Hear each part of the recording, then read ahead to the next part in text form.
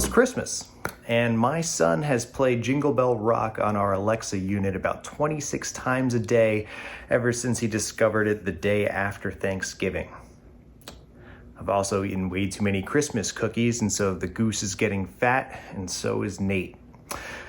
During this lead up to Christmas, we've taken some time to look at the different aspects of the Advent season during our daily devotionals. And some of that has been taking a look at how the birth of Christ brings hope and how it brings peace and how the birth of Christ brings joy. And today we're going to take a look at how it's an act of love. And so when we talk about the love of Jesus being a sacrificial love, my mind often goes to the cross, which I think many of us probably do the same. But I think it's also appropriate to think of the manger. So in this scenario, we have the Godhead in perfect community. There's this perfect right standing and perfect community between the Father, Son, and Spirit. So think of the best day of your life. Maybe it's your wedding or the birth of a child, or maybe the day you were adopted.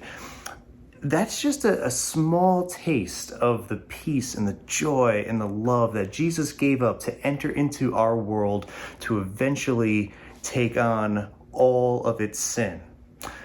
Just an incredible act of obedience and sacrifice and an act of love.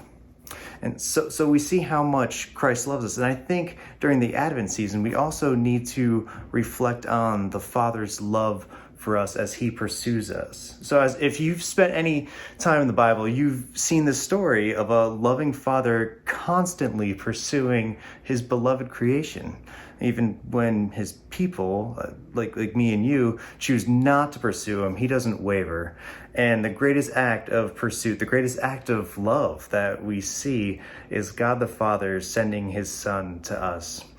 So I don't know what Christmas looks like for you, but for us, it's pretty nuts. We have a ton of kids. My sister has a ton of kids. There's thousands of cousins and millions of presents, and it's a blast.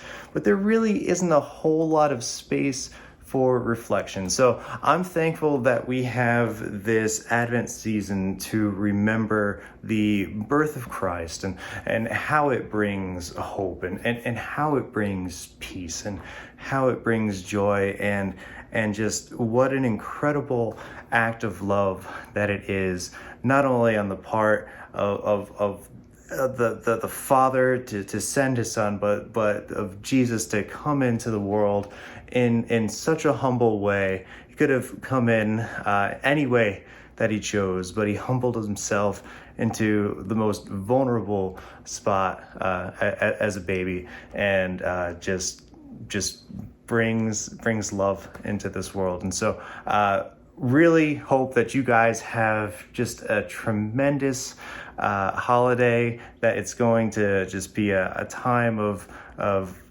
all those things, just joy and peace and hope, and that you get to spend it with the ones that you love.